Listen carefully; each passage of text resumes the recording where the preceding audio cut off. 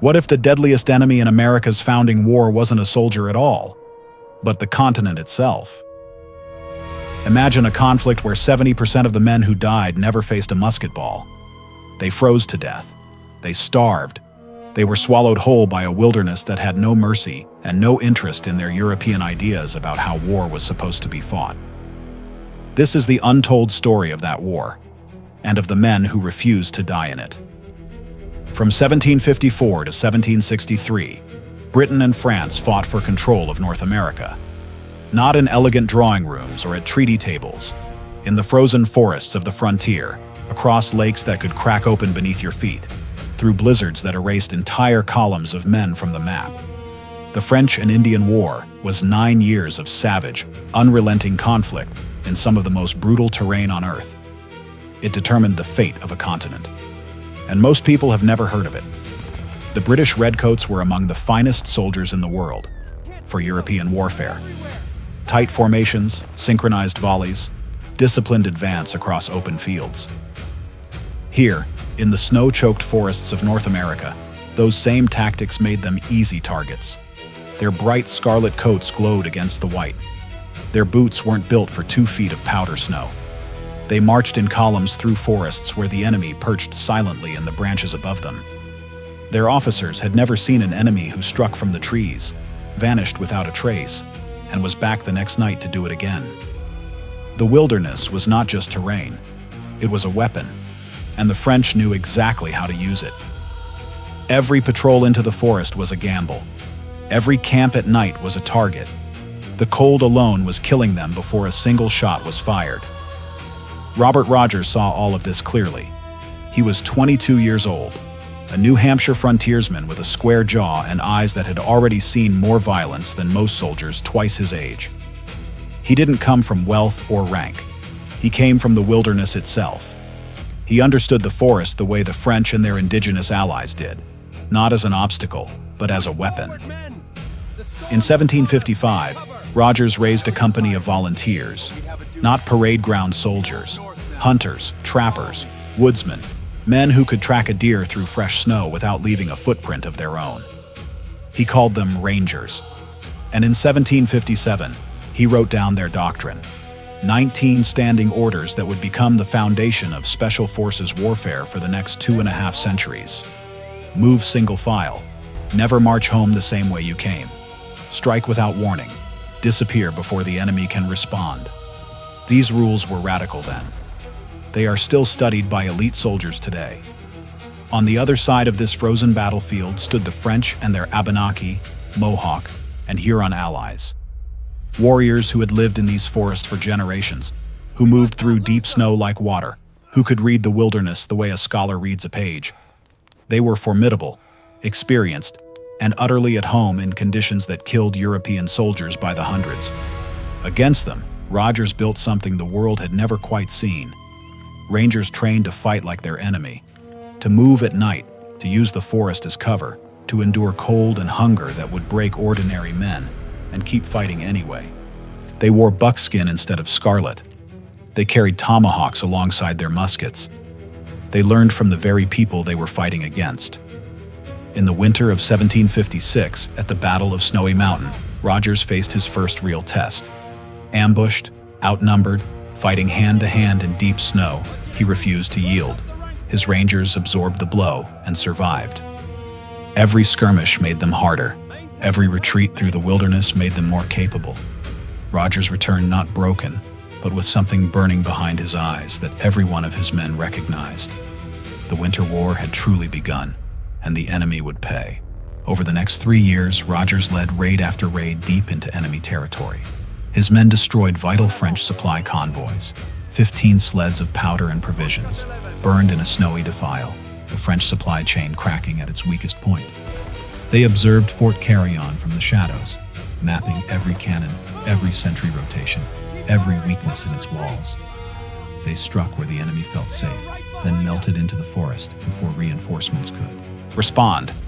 British commanders who had once dismissed Rogers as an undisciplined colonial began to take notice. General Abercrombie saw the reports. Lord Loudon forwarded them to London. A new kind of soldier was being forged on the American frontier, and the old world was starting to pay attention. Then came March the 13th, 1758, the day that would define Rogers' Rangers forever. Rogers led 180 Rangers through deep March snow toward Fort Carillon. Reconnaissance, a patrol like dozens before it. What they didn't know was that the forest around them was already full of enemies. Nearly 800 French regulars and their indigenous allies waiting. The ambush came from three sides simultaneously. Musket fire, war cries, shrieking arrows erupting from the trees in a single shattering moment. Rogers roared across the chaos, "Rally on me!" And his men answered. They formed firing lines in the snow. They returned volley for volley. When rifles ran dry, they drew tomahawks. Rogers himself fought hand to hand, cutting down warriors while musket balls exploded the snow at his feet. The odds were 4-1. Over 100 Rangers were killed or captured, nearly 60% of the entire force. But Rogers ordered a fighting retreat, leapfrogging his surviving men backward through the trees, every trunk a shield, every boulder a firing position. When the French crested a ridge in pursuit, Rogers had already buried his remaining men in the snow.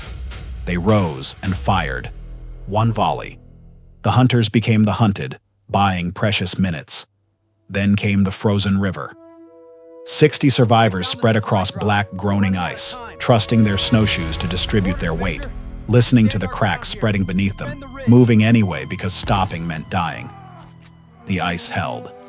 They crossed. They survived. The battle on Snowshoes was a tactical defeat and one of the most extraordinary survival stories in military history. Rogers brought back what remained of his force through a wilderness that should have killed every one of them. He came back without breaking. No panic. No surrender. He counted his dead, tended his wounded, and began planning the next raid before the snow had settled over the battlefield behind them. That discipline, that refusal to stop, was what made Rogers' Rangers different from every other fighting force on the continent. And that was what finally made the British listen. For the campaigns of 1758 and 1759, Rogers' Rangers led the way. They spearheaded the drive that finally broke French power in North America. When Fort Carillon fell, Rogers' Rangers had bled for every mile of the road that led there. The war ended in 1763, 9 years of frozen hell. Of the 1,200 men who had served under Rogers, fewer than 200 survived the full campaign. They had eaten shoe leather when rations ran out. They had navigated by instinct through whiteout blizzards. They had fought outnumbered in every battle that mattered, and they had won the ones that counted. Rogers himself was not rewarded the way history should have rewarded him. Post-war ambitions led to debt, political enemies, accusations of treason.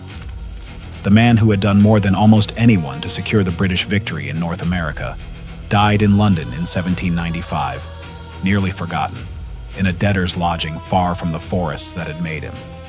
But his methods outlasted him. The Rangers' tactics spread through the British military and never stopped spreading. Revolutionary War partisans ambushed redcoats with methods Rogers had pioneered. Civil War scouts moved through broken terrain using principles from his standing orders.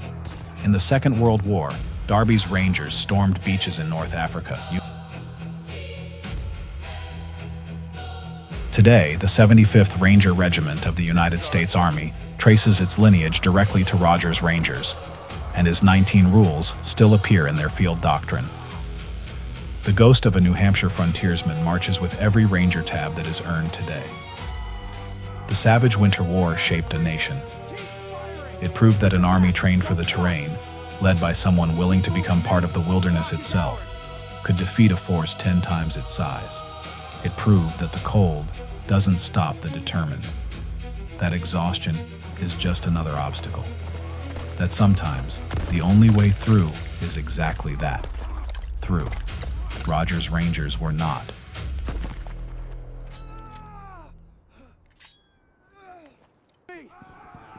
Perfect soldiers. They were something better. Survivors. Men who had been tested by the most unforgiving environment on the continent and had come back walking. Men who had learned that courage is not the absence of fear. It is eating shoe leather in 30 below cold and taking another step anyway. It is crossing black ice when the cracks are spreading beneath you because the alternative is worse. It is choosing to keep moving when every instinct screams to stop. That spirit, raw, stubborn, relentlessly effective, became the DNA of the American soldier. It still is.